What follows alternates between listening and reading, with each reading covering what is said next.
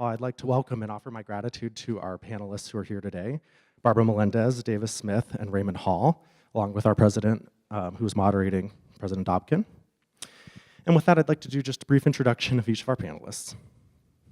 So Barbara Melendez is an attorney and the chair of the Immigration Practice Group at Richards, Brandt, Miller, Nelson. She received her BS from Weber State University and earned her JD from the J. Reuben Clark School of Law at Brigham Young University. Davis Smith is the founder and CEO of Cotopaxi, an outdoor gear brand with a humanitarian mission. He holds an MBA from the Wharton School and an MA from the University of Pennsylvania, and a BA from Brigham Young University. And then Raymond Hall is the Chief Human Resources Officer for the Miller Management Corporation. And when I was poking around online, I couldn't tell if you've received your MBA or if it's in progress. You're in progress at Pepperdine University. Malibu. Sounds like some great weekends doing that program. It looked pretty cool. And last, I'd like to acknowledge our moderator, Dr. Beth Dobkin, who is the 19th president of Westminster College.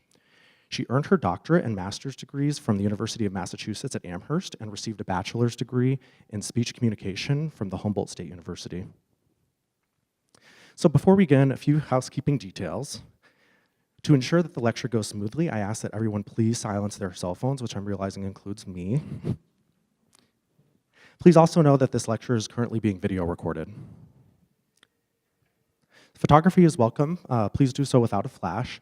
And any photos that you choose to use on social media, we just ask that you use the tags or the handle at Westminster SLC or hashtag Westminster SLC. And finally, when you arrived, you received a one-item survey that asks, how much did the event strengthen your understanding of diversity issues? And so at the end of the lecture, we just ask that you please tear the corresponding corner that corresponds with your response, and then there will be people at the doors to collect those from you at the end of today's event. And following this discussion, there's going to be a networking social in the foyer. And we encourage all of you to attend, which will include appetizers and some refreshments. So thank you again for being with us here at this event, and please join me in welcoming our esteemed panel.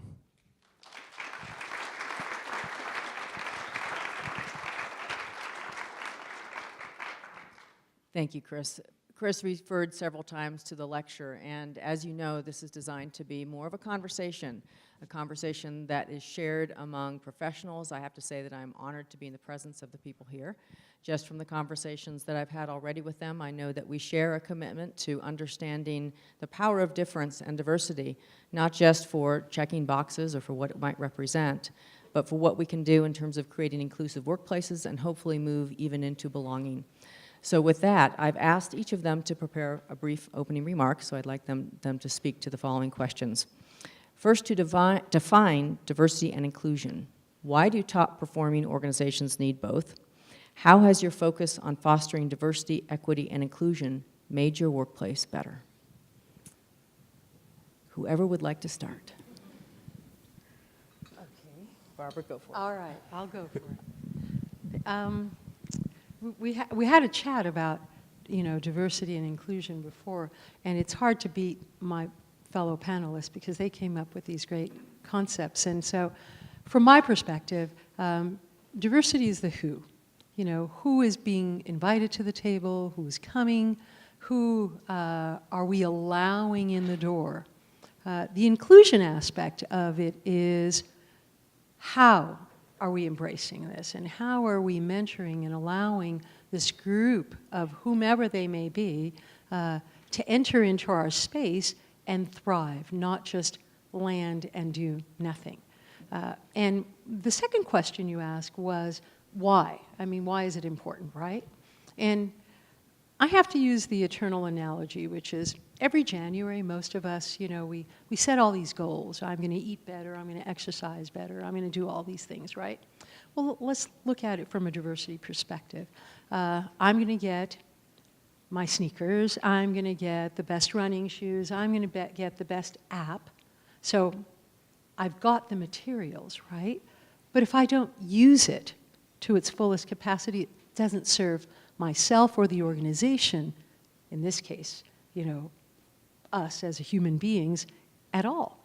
So diversity would be, let's join all, let's be at the table together, and then let's figure ways to make who is present do their utmost. How can we elevate so that our organization can do better? How can I put on my sneakers and my running shoes or whatever it is to actually exercise that act of diversity? So, Thank you. I think that was awesome. We just need to end it with Barbara's. Yeah. No, you don't really mean that. You don't want to do that. Not let me off the hook, huh? So I'll give you the Larry H. Miller definition of both inclusion and diversity. So diversity for us is more than just the traditional definition where it's generally focused on the differences that make you unique, and generally that is the things you can see, your gender, what ethnic background you come from, those sort of things. What we want to do is capture the essence of the whole person. And so we've expanded our definition to go beyond just the human aspects of it from that perspective. And we've extended it to include ways of working, ways of doing things, those sort of things. So as an organization, we can really benefit from the value of you bringing your whole self to work. On the inclusion side of it, is really just the ability to understand and leverage the differences so that we can create an equitable and high-performing organization.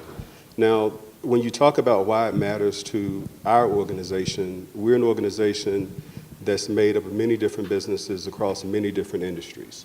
And so the challenges that are presented in our businesses is very, very different. And so I'll just use the automotive industry as just one example so you can understand the magnitude of why this is important to the Larry H. Miller Group of companies. So in automotive, I think particularly now, this is one of the more revolutionary times that we've ever seen since Henry Ford and Model T era. When you start thinking about autonomous vehicles, ride sharing, clean energy, for example, these are really, really complex issues that our business need to try to figure out how to come up with solutions so we can stay competitive. So the ability to innovate only happens when you bring different people, different backgrounds, different viewpoints, different ideas, and hopefully come up with some of these game-changing solutions that require our business to continue to be competitive. The other aspect of why it's important is the talent shortage. I recently read a study where half of the American workforce today is women. Yet when you look at the key functions within automotive space, technology and engineering, less than a quarter of women are in those jobs. And so for me and my organization, it really speaks to we got to roll up our sleeves and figure out how we can drive more women into these roles and fill some of those talent gaps. Thank you. With diversity and inclusion, I think of diversity really as the what you look like now, and then inclusion is more around thinking how did we get there. And as far as why it's important, I think of two primary reasons that this matters. First of all, because if you want to attract and retain the best talent in your organization, you have to have an inclusive and diverse workforce, especially when you consider the young millennial workforce. This is something that really matters deeply to them. The second thing is that it matters to your customers. And again, especially a young customer that, like with Cotopaxi, we target a very millennial consumer. And this matters to them, making sure that you have an inclusive brand, an inclusive culture. And so, with Cotopaxi, maybe I can share a quick example. When I moved here 5 years ago from Brazil. I grew up in Latin America, and I spent my life in and out of the U.S. and Latin America. And when I moved here, I love the outdoors. I've always been someone that was passionate about the outdoors, but I saw that the outdoor industry was not inclusive. Most of the customers looked the same. I moved to Utah and found that, like, if I went to a ski shop or a climbing shop, which I didn't have a lot of experience doing, even though I spent a lot of time in the outdoors, in the places I grew up, there wasn't a lot of skiing. There wasn't a lot of rock climbing. I just found that they were not super inclusive. And when I started to build Cotopaxi, this outdoor brand, I wanted to build a brand that thought differently about inclusivity. And instead of sponsoring an athlete that's jumping out of a helicopter, you know, with an avalanche chasing behind them, and I do recognize that Westminster has a lot of amazing skiers, that just didn't speak to me. It wasn't, to me, it didn't inspire me. But I instead thought, you know, I would rather go sponsor a kid that takes a gap year and that goes and sees the world, and that connects with different people and communities and gives back and serves others. That's what really inspired me. And so we had to think of how do we make this brand inclusive, everything from our supply chain to our workforce and to the way that we make product and the way that we serve our customers. So let's dig into this a little bit, because the terms diversity and inclusion are somewhat trendy these days, I think. And that people say that they want diversity, they know that there's talent shortages, they want innovation, but breaking old practices can be difficult. Making an environment that seems to be one that actually goes, to use the app analogy, if you are, I'm sure we all have plenty of apps on our phones, some that we never open and some that we only use one function on when we do. And if you think about that in terms of diversity, that's often how we treat people, right? We'll look at the one characteristic, the one talent, and we don't ever get to that creativity or innovation that might happen by virtue of the experiences they bring. So what can you give us in terms of examples about practices in your industries that help to create the kind of climate, or even assess the climate to know whether you are creating the kind of place that brings out talents you may not have seen? Sure, you'd like. We don't have to. Don't have to. It's a very complicated question, so it may take a little bit of thought. So so let's look at the legal industry, which is what I'm representing on this panel. The legal industry is the. Oh, that's right. Thank you.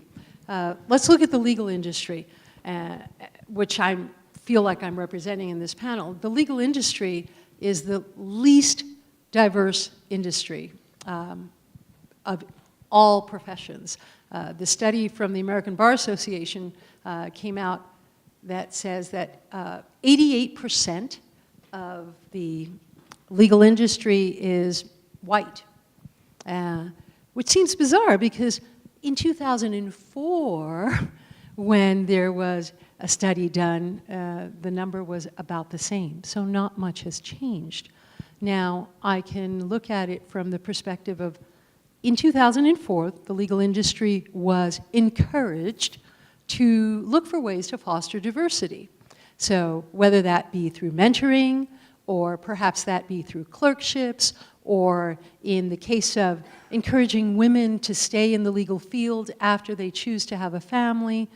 However, from 2004 to 2019, not much has happened.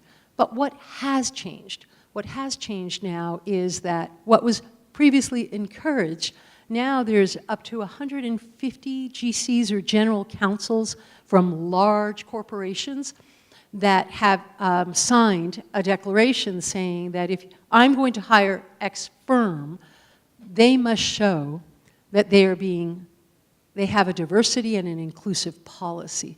So now we're looking at dollars and cents, right? How is that going to impact your organization? What is actually happening? What are people doing? And is it a talk the talk or walk the walk? And so from our organization, we've sat down and I think there are other legal leaders that are trying to do the same, is we can say this, but what are we actually doing? So let's take the snippet of women in law. You know, a large percentage of women in law either leave or are not able to be engaged full time.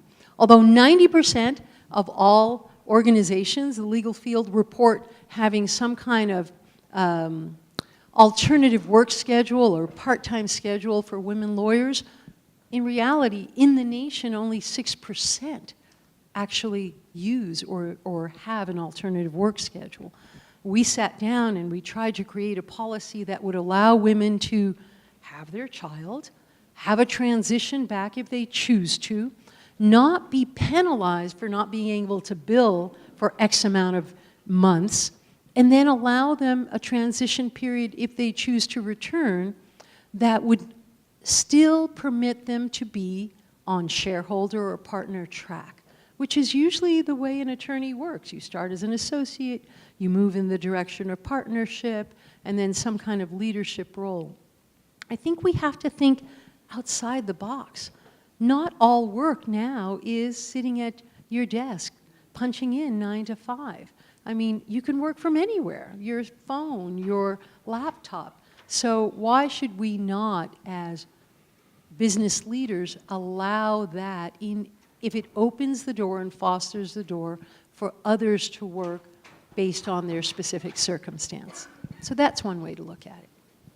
I think another way, so part of it is the policies and practices, and we know that even if you change the structure of work, that it has to be validated at the highest levels. And I know I'm actually going to prompt you a bit here, Ray, because you have talked, to me anyway, about what that takes in terms of leadership and what kind of leadership helps build an organization where those changes can be validated. Do you want to talk a little bit about that? Yes, and thanks for that lead in, because I'm a believer that you can't police yourself.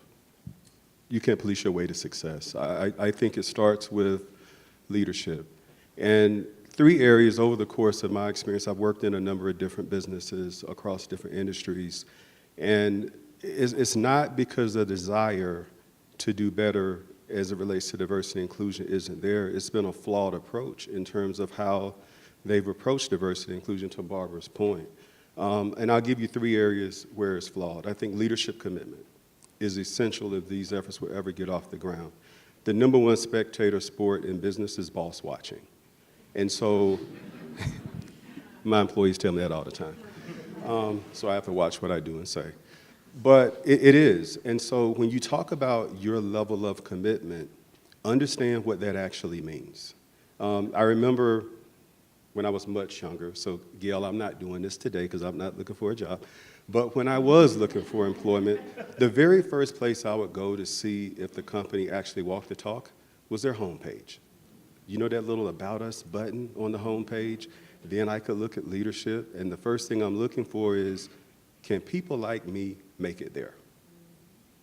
And believe it or not, that is a very strong message that we may be sending, even if it's unintended, to prospective employees. I think the leadership commitment to make sure that the right infrastructure in place, the right financial investments are in place to be able to support your initiatives to make it successful are critical. Going to flawed strategy, which was point #2, sometimes you see organizations reach a level of diversity fatigue. It's because they're still using traditional approaches that were used 20 years ago. The challenges here are very, very different that organizations face today than yesterday. Think about immigration reform, the impact social media has on how people think, act, and behave within an organization, the impact #MeToo's had on how people interact with each other. All of these things require a different level of thinking and very different approaches if we ever going to progress in this space. And then I go back to all you business leaders that are out there that have said diversity and inclusion is important. Put your money where your mouth is, because the work is hard. It requires a significant financial investment to make sure we have the tools, resources, and everything that we need to make this successful from an education and awareness perspective. But we all know when profit margins are slim and revenue is down, we treat diversity and inclusion like an initiative. It doesn't need to be an initiative. It needs to be woven into your business strategy as one of your strategic pillars for success. And it becomes a strategic enabler versus an initiative that we tend to cut when things start to suffer a little bit. Yeah, so those are great points, yeah. I love Ray's example of, looking at an organization and saying, hey, does this organization, are they inclusive of someone that looks like me? With Cotopaxi, one of the things that was really interesting about our business is we're a venture-backed business. When I moved here, I went straight to Silicon Valley. I talked to a bunch of investors that I knew and started building additional relationships and went about fundraising for the business. And interestingly, our first 4 major investors in Cotopaxi were women. And 94% of venture investors are men. So I don't think that's a coincidence. If it would have happened maybe the first investor or the second, but by the 4th, The humanitarian mission, the fact that we had this deeply rooted social mission built into our brand, spoke to these women that were amazing, some of the best venture investors in Silicon Valley. And interestingly, once the business started working, we had all these men that were really interested in investing as well. But what I found really fascinating was the fact that we had a board that was full of women meant something to our employees. And it became easier to attract and retain top talent, female talent. If you look at our organization, if you take out me and my co-founder, 50% of our top earners in the company are women. 50% of all of our directors and VPs are women. And of course, because of this, 51% of all of our customers are women. In the outdoor industry, that's unheard of. But it all started because we had a message that resonated with someone that looked maybe a little different than us. And we've seen that's had a tremendous impact and really shaped our business. And has been a great strategic advantage for us as we've grown, where we have executives, leaders from much, much bigger organizations in our industry that have moved to Utah, that have come to work for us, maybe even getting paid less money, but because they want to be a part of an organization that's thinking differently about leadership and about our mission. It can be hard when we try to recruit people. There are the objections that we hear, well, we have to change our qualifications, or we don't have a pipeline, or, right? I'm sure you've heard some of the standard phrases that we hear that prevent people from actually adopting recruiting and retention practices that foster inclusion. How have you managed to overcome some of those barriers that seem to come up frequently? Ray's thinking about it. You can start with Ray if you want. Doesn't have to be Barbara first. Look, for those who are students, and for those who have been students, and for those who, like me, I want to be the eternal student. I don't want to ever stop learning. The reality is that for whatever position you're going for, in whatever entity or organization or sector of society, you've got to come prepared. You've got to work hard. You have to prepare yourself in terms of experiences, and you have to prepare yourself educationally. You have to prepare yourself by networking, So I don't want to ever to minimize the importance of being prepared for the job for the sake of diversity and inclusion, because I've heard that become a backlash from many who feel as though, well, we're including people who are not prepared, but preparedness comes in a very global setting. I can be educationally prepared, but have absolutely zero cultural preparedness. I can be culturally prepared, but have zero qualities to associate with other people. So there has to be a great deal of, I call it cultural preparedness simply because you have to realize that we're a global community, and we're going to become a much smaller world than we were 30 years ago or 25 years ago when I started practicing. So getting back to your question, which is, I encourage everyone that I meet, especially those who are seeking positions, those who are studying or preparing for future positions, is to prepare yourself, both promote your experience, promote your education, promote yourself. I listened to a podcast a few weeks ago about what we do as women and what we sometimes do in certain ethnic groups. We have a tendency to say the we, right? And the perfect example of this, it was a podcast for women on how to assume a leadership role in a conversation, where if you have a thought, we have a tendency to group it, like, oh, we were thinking of this when in fact that may have been your own thought. Well, I'd like to say we need to own our success. We need to own our direction. And as leaders and as people in business, because a law firm is a business, that's what it is, right? We look for people who are qualified both in experience, culturally, education, but we look for people that are willing to be comfortable with change, because we're in an environment of change. And inclusion to me includes being comfortable with change. So from the perspective of having success, I think you have to be successful at being able to change as well. Here's part of the gap that I think sometimes happens. We have, I'm sure, many students in the audience, and I know we have some faculty from Westminster. And as an institution, we are committed to that kind of preparedness in students, which is broad thinking, cultural competence, humility, as well as the technical skills and qualifications. When it comes to our level, that is at a leadership level or decision-making level, we still sometimes get hung up on what it means to be qualified.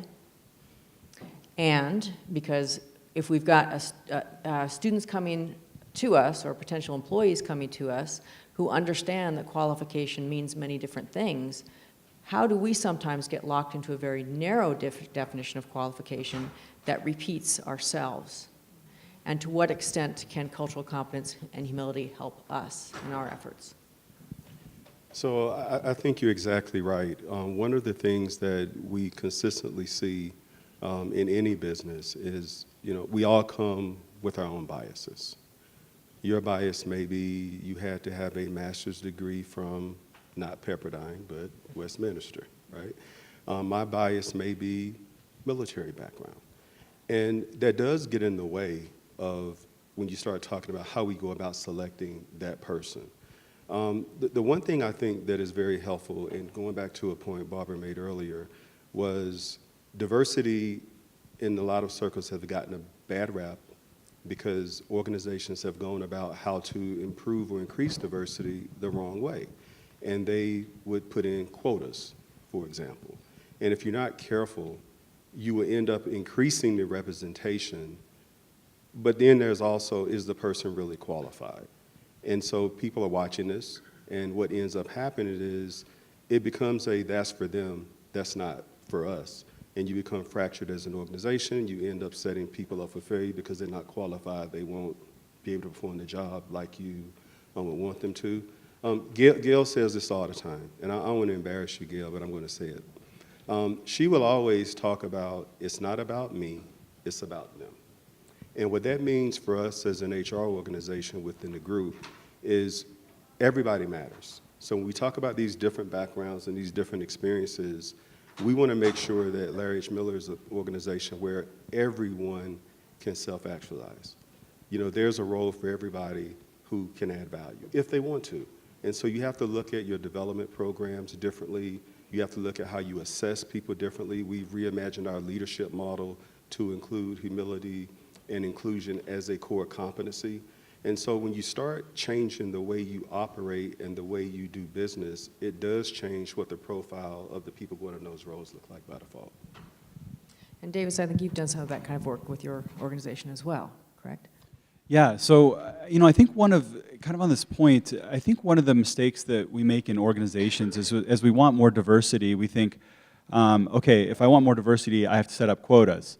I think it's backwards. If we want more diversity, just like we always talk about success breeds success, inclusivity breeds diversity. If we have an inclusive culture, we're naturally going to have a more diverse organization. And if we start thinking about creating quotas and trying to create a more diverse workforce, but we're not inclusive, it won't solve the problem. And part of that revolves around hiring as well. A lot of times we talk about cultural fit, and I see this all the time in Silicon Valley, here in Utah with a lot of tech companies. They talk about hiring for cultural fit, and then you see a picture of their team on LinkedIn, and 90% of them look the exact same. And it's like, yeah, they all fit in perfectly with each other. So instead, I think we need to be thinking as business leaders, we need to be thinking about who is culturally accretive to my organization, who is going to be additive to what we're trying to build, who is going to help build upon and help us have a different perspective and help us accomplish the goals that we want to accomplish, but thinks differently and has different life experiences than we do. And if we start thinking about being culturally accretive, we're going to have a lot more inclusive workplace than if we just think about who is a cultural fit. So why aren't we already doing all these wonderful things? Well, Like being culturally accretive and such.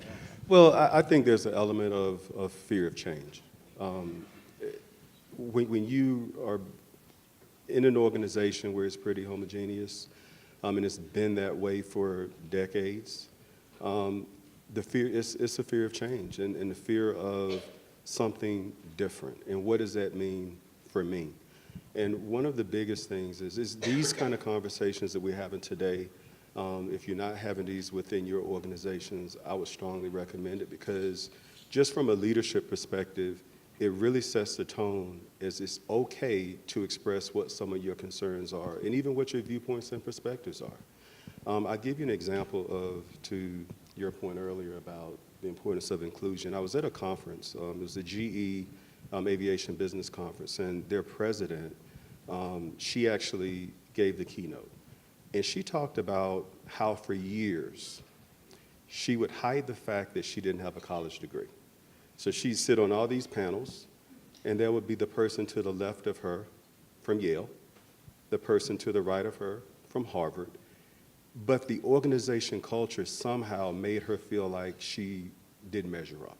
Regardless of what her experiences were, regardless of the multi-million-dollar projects that she was the brainchild behind that made this company billions over the years, it was always something within her, because of the way the culture was within the company, that made her feel less than what she was, and she couldn't bring her whole self to work.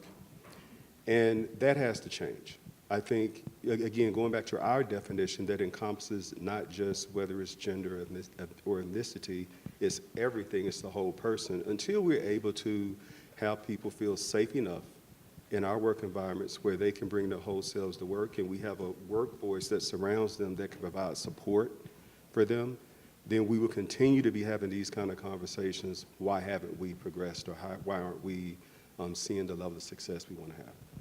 Maybe I can add really quickly. You know, I think there's two challenges. So I think if you have an organization that's been around for decades, I think both of you work in organizations that have been around a long time. It does take, I mean, frankly, we have thousands of years of human culture and history that we're trying to change, and that doesn't come without pain.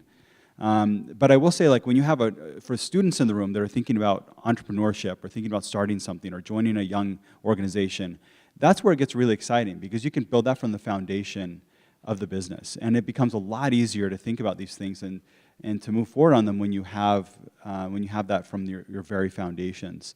Where with large organizations, that's frankly, it just takes a lot more work. It takes real effort and real investment to make those changes happen. You know, it's hard to push a dinosaur sometimes, right? And one of the industries that I think has helped facilitate that, I think, and the mentality of entrepreneurship has been technology. I work with a lot of employers who are bringing high-tech people to help with their own organization. Some have master's degree, some have no college degree. But what they're bringing to the table is so dynamic, and that the fact that these organizations are willing to embrace that helps. And it helps you start looking at things from a different perspective. For instance, if you're interviewing someone and your criteria is that they have to have, you know, this GPA and know this person and have done this clerkship and et cetera, you know, sometimes you have to ask yourself, am I limiting my own organization by setting up such harsh and rigid criteria? And sometimes I think we are. So the ability to sort of open up, make that welcome mat really welcome, so long as what you bring to the table is actually enhancing, degree or no degree, experience or no experience, life experience, et cetera, can actually really push an organization forward, as many of these new organizations, entrepreneurs, as you mentioned, have done with, you know, we don't have to limit ourselves to this perspective, and it's okay to let go. It's okay. Like, let's just chill a little bit and let go of what we think has to be the exact criteria for everything, because maybe there's another way, you know? Maybe I can just add one other thought. This was sparked by some of your comments, but and in answering the question, why hasn't this changed, or why aren't we doing better? I think we need to stop with excuses too. I hear this so much in Utah. Oh, well, we're in Utah, there's just not much diversity here. Or, oh, I'm a startup, and startups always are male-dominated. Or I'm in the outdoor industry, and outdoor industry typically hires mostly men. So we have to stop using those excuses. And if our applicant pool, if we put out a job posting and we get 80 or 90% of the applicants are men, well, maybe we need to do a better job of targeting those women. One thing that we do is we'll use LinkedIn aggressively to go target. Sometimes, I found this especially with women, sometimes they need a tap on the shoulder and saying, we need you, and you are experienced enough, and you have exactly what we're looking for.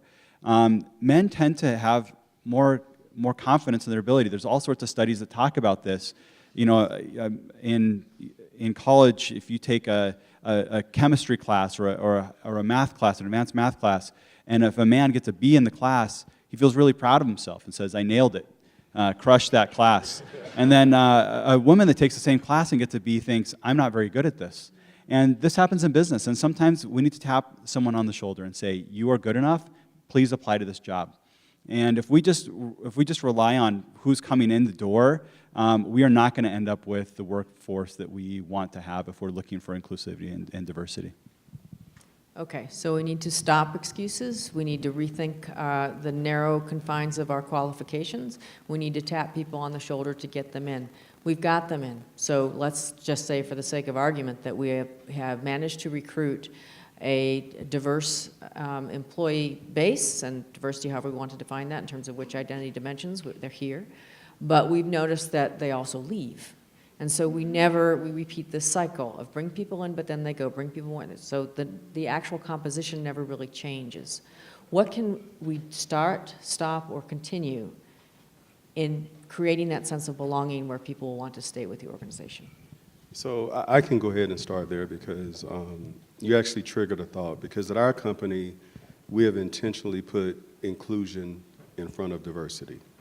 So our objectives is not to start with representation or bringing more people in, because it's exactly what you just described. It's like a bucket under a faucet, and the faucet is bringing people into the bucket, and your bucket has holes in it because the organizational culture is not conducive to retaining people. And so it's just a vicious cycle that continues, repeats itself, and people eventually get tired of it. But it starts with an inclusive environment. It starts with the moment people arrive at an organization, do you have the systems and processes in place to make people feel welcome, to make them feel valued, and are you really connected them to the core values of the organization? Because that's really, really what matters to make people feel like I belong here. Until we reach a sense of belonging, some of the concepts we're talking about around diversity and inclusion, we'll continue to see a repeat of what we've seen over the course of time. So the importance of that inclusive work environment and figuring out different ways. If you have underrepresented groups within your businesses, then maybe you need to start employee resource groups. Understanding that need for social connection and being able to have a safe space to interact with people like me is critically important. And then over time, how do you get more value out of those groups? You transition to get them more business oriented.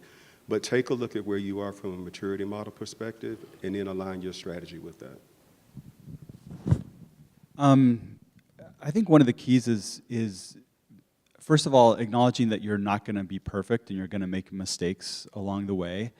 But I think people in your organization are going to be forgiving of mistakes when they see that you have authenticity behind what you're doing. And I think that part of that comes with building this into the very DNA of your organization and your culture.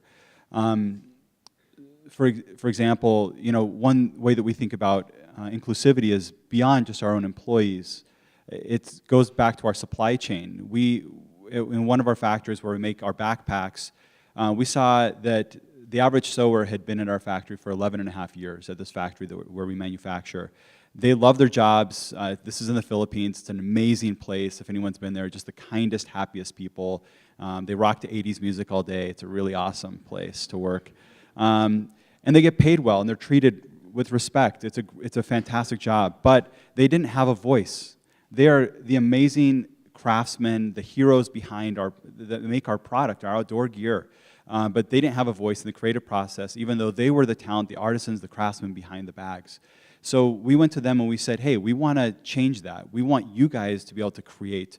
So we're using remnant material, leftover material from the manufacturing process. It's leftover material from Patagonia, from Arc'teryx, from Black Diamond and Gregory, all these other great brands that use this factory. We use that leftover material, but we went to the sewers and we said, you can choose any colors and any materials you want. The only rule is to make no bag alike. And all of a sudden we have this product that's like super funky.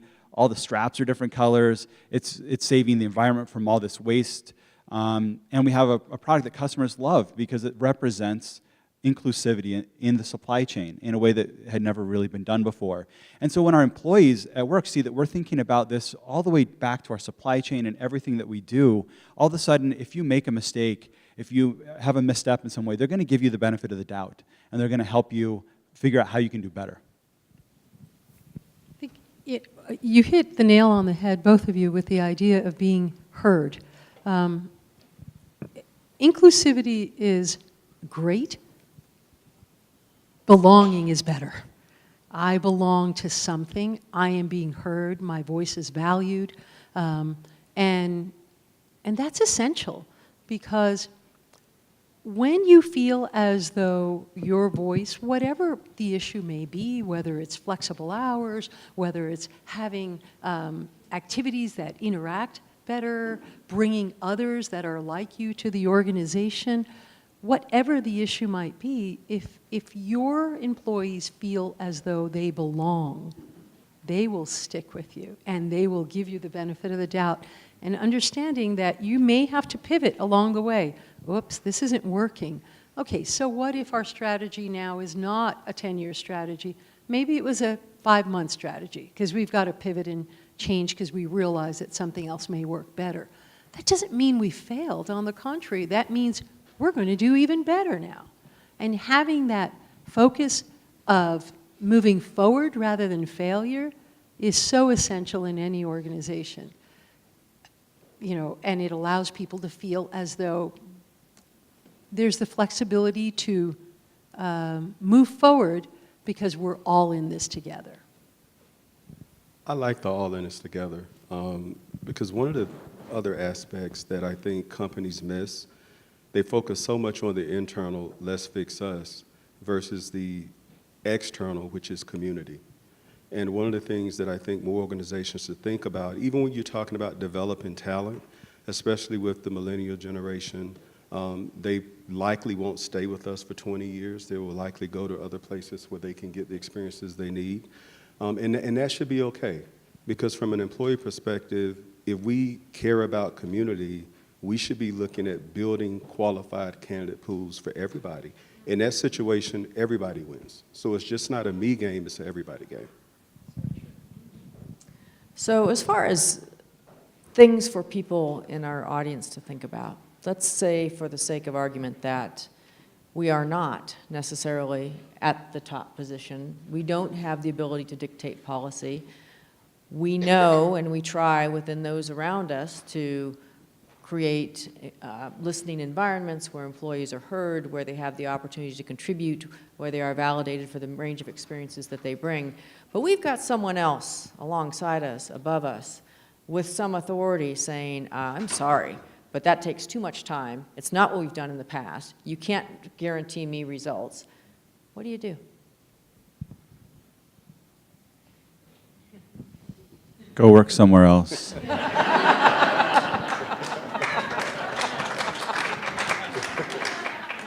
And we're all applying, right? Look, I think you're going to have doubters wherever you go. That's inevitable. That's sort of part of life. I don't even know who sings this song, but the haters are going to hate whatever. I think I can hear my 17-year-old singing it in the background, you know.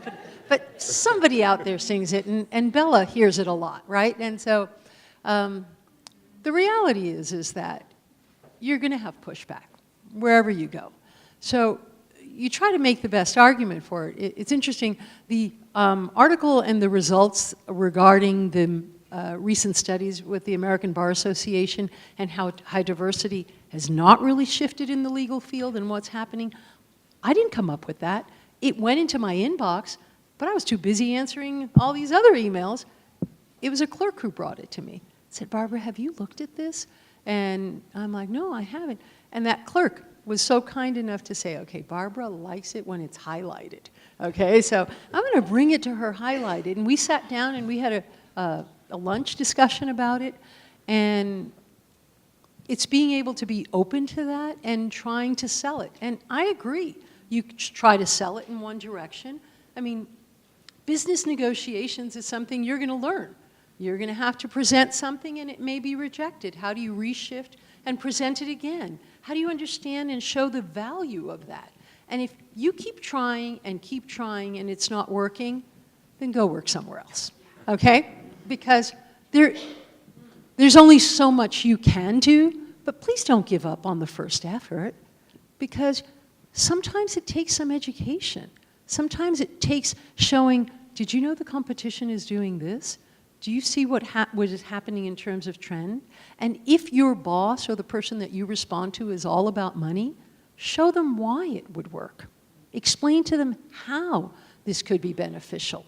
So, you know, don't just wave the flag of diversity of inclusion, but show the promised land of why it's important, you know?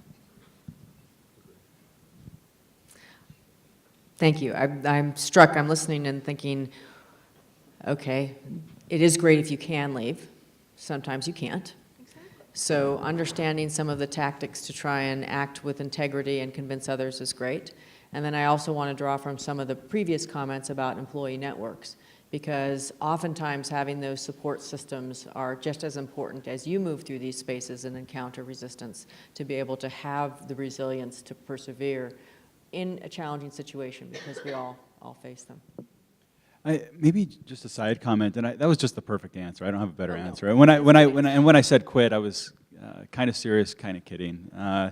But I think we also need to, in those moments where we feel really discouraged, which happens. Has anyone read The Better Angels of Our Nature, that book? I see a couple hands.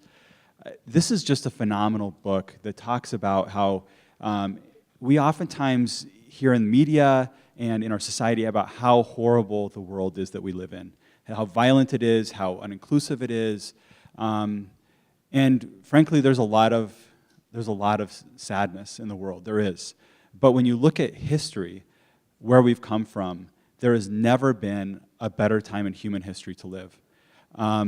In 200 years ago, in 1820, 94% of the world lived in extreme poverty. 94. When I was born in 1978, it was 40%. When I graduated from high school, it was 20%. Last year, it was 9%. We are eradicating extreme poverty in our lifetimes. You know, when you look at, by every socioeconomic measure, the world is a better place. And this includes diversity and inclusion. So in those moments where we feel really discouraged, we can look back and say, oh, well, in 1980, when I was 2 years old, only 15% of women had a college degree. And now it's 38%. It's 5% higher than men. We've made tremendous progress. Now, we can't be satisfied with that. We have to constantly push forward. But let's also, I think in those moments where we feel discouraged, let's also take a moment to stop looking at the snapshot in time and look at and say, look how much better we are today than we used to be. And how can I push forward and make sure that this momentum continues moving in this direction? Thank you for that. And I want to validate, actually, your first response, because your first response, I thought, was a good response. I had this conversation just with someone this morning. Those of you who have seen the vanity plate that I have, it says LRN number 2 LVE. And I always ask people, what does that mean, right? And usually, they'll say, learn to live. Maybe they'll say, learn to love. The one that I hadn't thought of that someone called attention to for me was learn to leave. Because sometimes that is the right answer. right? Okay. I think we have a few more minutes left, and I know that, I'm down to 5. Oh, no, well, I was hoping to save a little bit of time for, a little bit of time for audience questions, because I almost feel a bit hypocritical not inviting and including our audience in asking questions, given the limited time. We knew that might be tough, but we do have a reception afterwards. Before I close that up, though, and turn it over to Chris, there are a few, I think, important lessons that have come out of the conversation today. They are lessons about looking beyond representation and being willing to stop excuses, start recruiting in ways that are inclusive, to signal the values of our organization up front, and signal who, not just the values, but how they're lived up front, so that people know it's a place that they might want to come to and where their broad array of talents will be respected by virtue of the experience that they bring. And then what's there, the power of creating a sense of belonging. That is, we have to have, all the way from Barbara's opening comments about what it means to have a flexible work schedule in one place, to soliciting the input of our employees, which is something that Davis talked about, to having everything from leadership structures to employee resource groups to a whole organization committed to keeping employees engaged in ways where we can benefit from them, as Ray was talking about. So really, there are a lot of things we can be doing that we should be doing. There are practices and biases that we need to stop, practices we need to continue, and much more good work to come. So thank you for being here and sharing in this event with us, and now I'd like to invite Chris up.